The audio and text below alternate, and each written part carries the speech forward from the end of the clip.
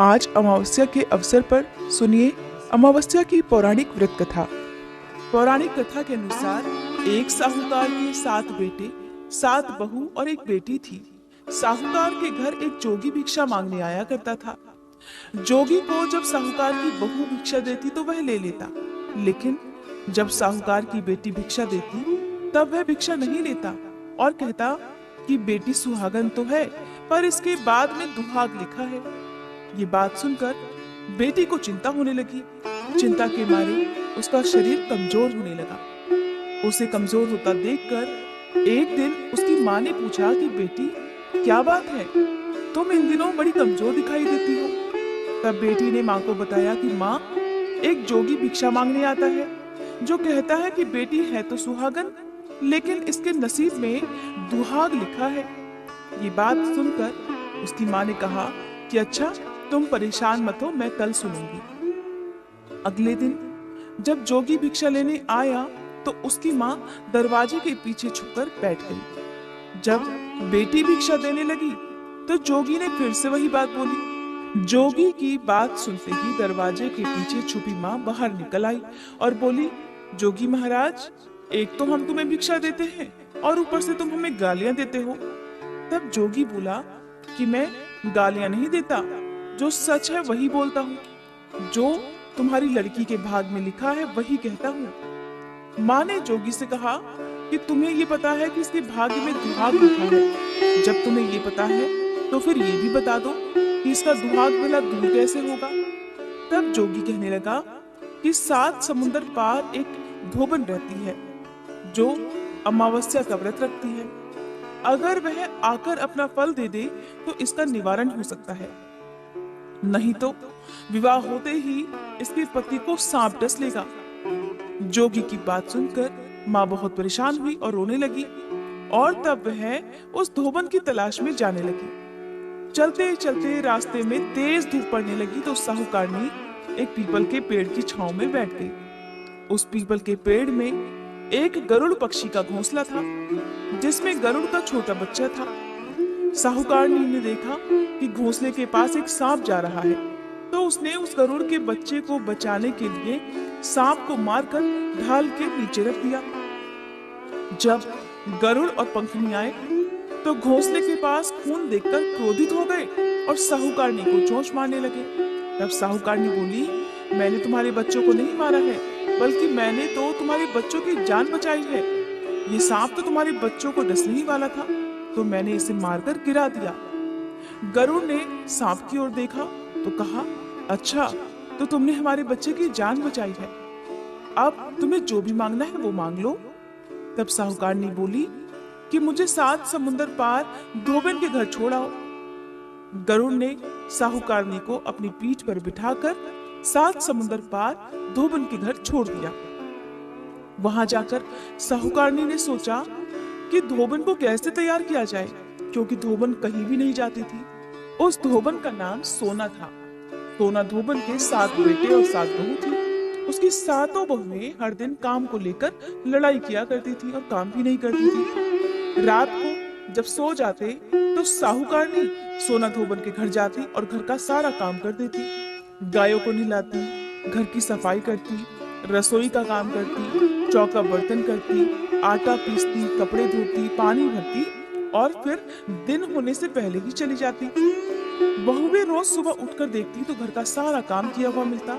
सोचती कि ये सारा काम कौन कर रहा है, लेकिन कभी एक दूसरे से पूछती नहीं ये काम कौन कर रहा है। उधर सोना धोबन बड़ी हैरान कि आजकल उसके उठने से पहले ही उसकी बहुएं सारा काम कैसे कर लेती हैं और अब काम के लिए लड़ाई झगड़ा भी नहीं करती। सोना धोबन को ये बात सही नहीं लग रही थी, वो बहुत हैरान थी। तब एक दिन उसने अपनी बहुओं को बुलाकर पूछा कि बहुओं, अब तो तुम कामकाज के लिए लड़ती भी नहीं हो और सारा काम भी ठीक कर रही हो। तो बहुएं कहने लगी, सासू जी, काम तो हमें ही करना पड़ता है, चाहे हम लड़कर करें या खुशी खुशी करें, इसलिए लड़ाई करने का क्या फायदा। सोना धोबन ने सोचा कि ऐसा तो हो नहीं सकता कि काम और बहुएं लड़े ना। सोचा कि चलो आज देखा जाए कि कौन सी बहू काम करती है। ये सोचकर धोबन रात को सोई नहीं। उसने देखा रात को एक स्त्री आई और घर का पूरा काम करके जाने लगी तो सोना धोबन ने उसे पकड़ लिया और बोली, तुम कौन हो और सच सच बताओ कि तुम हमारे घर में काम करने क्यों आती हो? तुम्हें भला ऐसी क्या जरूरत है जो तुम इतना काम करके चली जाती हो और पैसे भी नहीं लेती? सोना धोबन की बात सुनकर साहूकारनी बोली कि जरूरत है तभी तो मैं इतना काम कर रही हूँ। सोना धोबन ने पूछा, अच्छा तुम्हें क्या चाहिए बताओ? तो साहूकारनी कहने लगी कि पहले मुझे वचन दो तब बताऊंगी। सोना धोबन ने वचन देकर कहा कि चलो वचन देती हूँ, अब बताओ।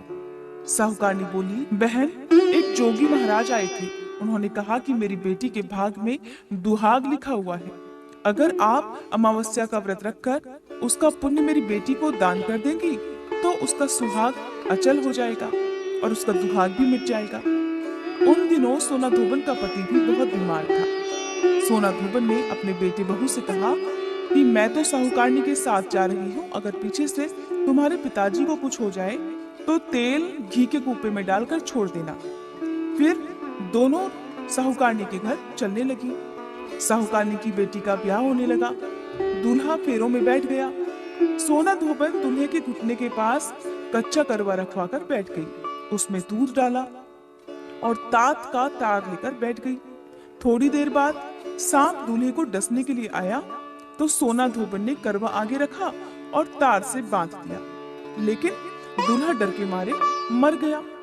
तब सोना धोबन ने टीके में से रोली निकाली, मांग में से सिंदूर निकाला और आंख में से काजल निकालकर मेहंदी निकालकर छोटी उंगली से छींटे मारे और कहने लगी, आज तक मैंने जितनी भी अमावस्या के व्रत रखे हैं उन सब का फल साहूकार की बेटी को लग जाए।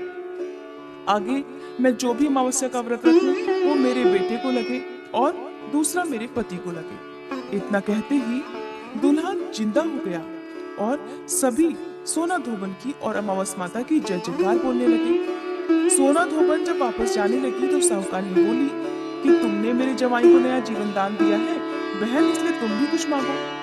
तो वह बोली कि मुझे कुछ नहीं चाहिए, सिर्फ एक हांडी दे दो। तो वह हांडी लेकर चलने लगी। रास्ते में चलते चलते अमावस्या का दिन आया तो हांडी को 108 परिक्रमा लगाकर पीपल के पेड़ के नीचे गाड़ कर वो घर आ गई। घर आकर देखा तो उसका पति मरा हुआ तेल और घी के कुएं में पड़ा हुआ है। तब उसने टीका में से रोली निकाली, मांग में से सिंदूर निकाला, कोया में से काजल निकाला और मेहंदी निकालकर चिटकी अंगुली से छींटे दे दिए और कहने लगी, मैंने रास्ते में पड़ने वाली अमावस्या का व्रत अगर सच्चे मन से किया हो तो उसका फल मेरे पति को लग जाए।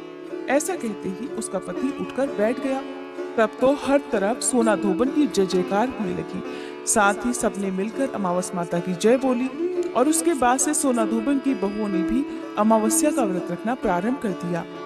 इस प्रकार अमावस्या का व्रत जो भी सुहागिन महिला रखती है उनके सुहाग को लंबी आयु प्रदान होती है। सुहाग पर आया हुआ सारा संकट भी दूर हो जाता है।